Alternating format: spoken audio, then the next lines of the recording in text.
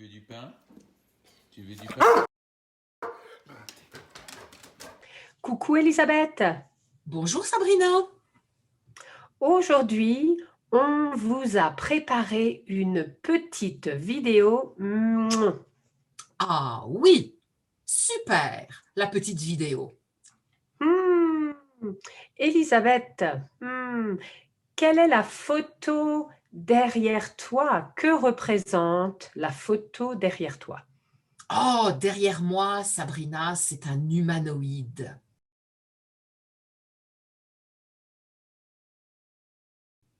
C'est Sophia, l'humanoïde le plus perfectionné. Oh, aujourd'hui, on va parler de robots. Oui, oui, on va parler des robots. Oh, les robots, c'est un sujet qui m'enthousiasme. J'adore parler des robots.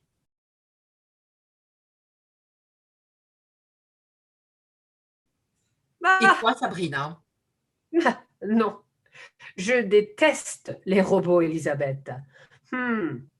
Tu détestes les robots? Oui, Mais je Sabrina, déteste. tu utilises des robots tous les jours, ou presque. Pense à ta cuisine. Les robots ménagers, les robots pour faire la cuisine. Je n'utilise presque pas de robots, Elisabeth. Je préfère faire les choses moi-même. Ah, tu dois être musclé. Oui, je suis musclée, oui, je coupe, je tranche, je prépare, oui, je n'aime pas les robots, Elisabeth.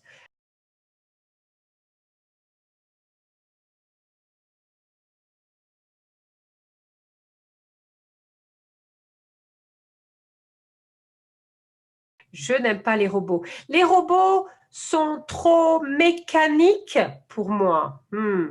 Les robots manquent d'humanité. Regarde, deux mains qui se touchent, c'est l'essentiel de l'humanité. Un robot manque d'émotions, manque de sentiments.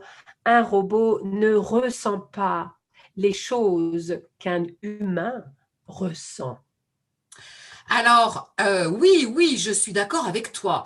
Les robots n'ont pas d'émotion, les robots n'ont pas de conscience, mais les robots peuvent aider les êtres humains.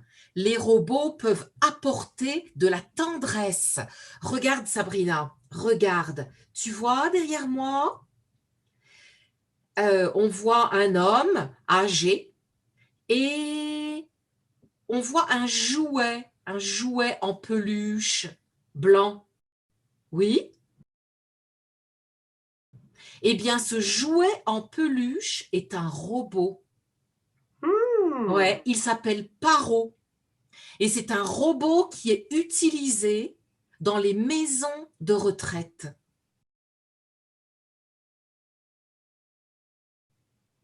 Ce robot Ah, montre des expressions faciales, il montre des émotions. Et grâce à son apparence physique et à son toucher, il aide les personnes dans les maisons de retraite à trouver du contact et de la tendresse. Il ne remplace pas le contact humain. non, un Mais robot. oui, c'est un robot. C'est un robot, il ne remplace pas le contact humain, mais il aide. Il aide. Regarde le sourire de cet homme. Oui, oui, il aide, c'est vrai, mais il ne peut remplacer le contact humain. Comment un robot peut montrer de l'empathie pour un être humain? Un robot n'a pas de cœur. Un robot n'a pas de cerveau. Oh, il a un cerveau, mais c'est un cerveau, c'est un ordinateur, c'est une mécanique. Et la mécanique peut se casser. C'est vrai, c'est vrai. L'être humain aussi. Et l'être humain meurt.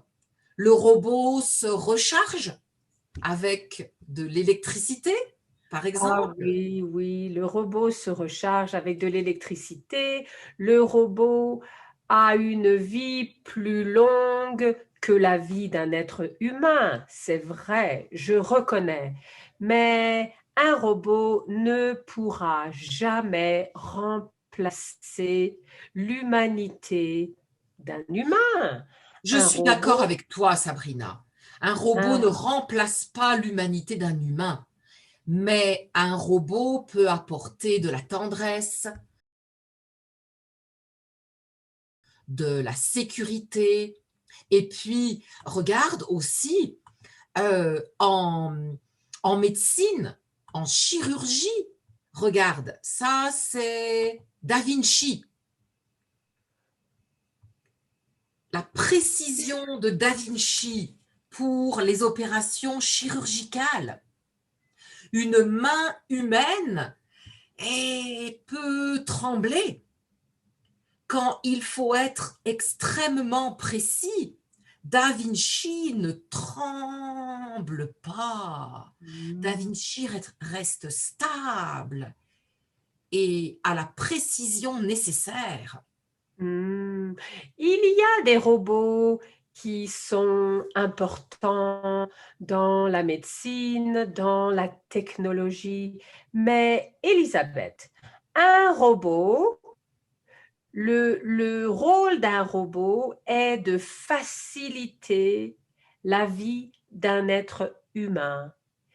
Un robot est censé enlever des tâches de l'être humain. Mais regarde l'être humain aujourd'hui.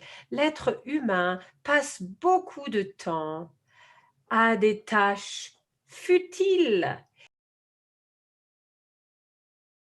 qui sont souvent sur un ordinateur qui est un petit robot. Donc finalement, le temps que l'on devrait passer à avoir des loisirs est passé sur un autre robot comme un ordinateur.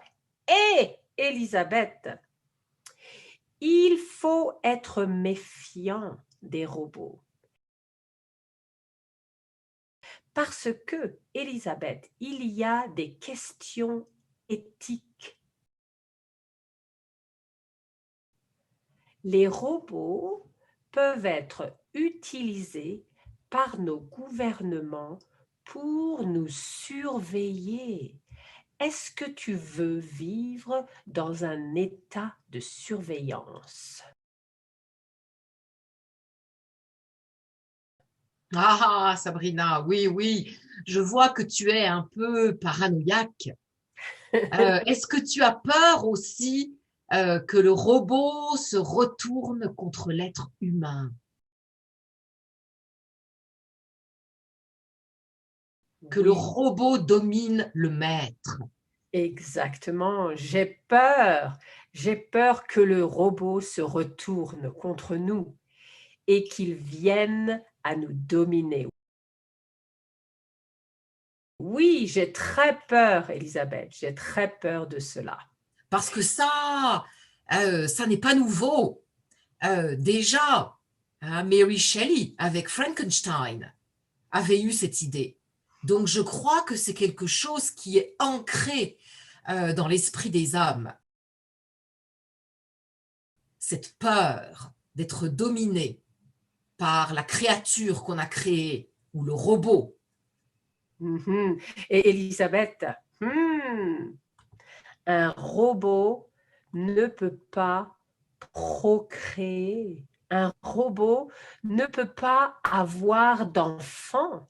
Un robot ne peut pas créer une famille. Hmm.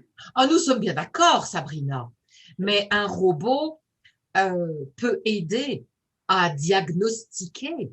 Un robot peut aider à faire des diagnostics très précis en médecine et peut-être pour les personnes qui ne peuvent pas procréer, pour cibler le problème. Donc le robot est un allié de l'homme. Hmm. Alors, Elisabeth, est-ce que toi et moi, on peut dire, on peut décider qu'il n'existe pas de robot parfait comme il n'existe pas d'humain parfait? Moi, je pense qu'il existera un robot parfait, alors que l'être humain parfait n'existe pas. Mais est-ce que l'humain sera l'esclave du robot ou est-ce que le robot sera l'esclave de l'humain?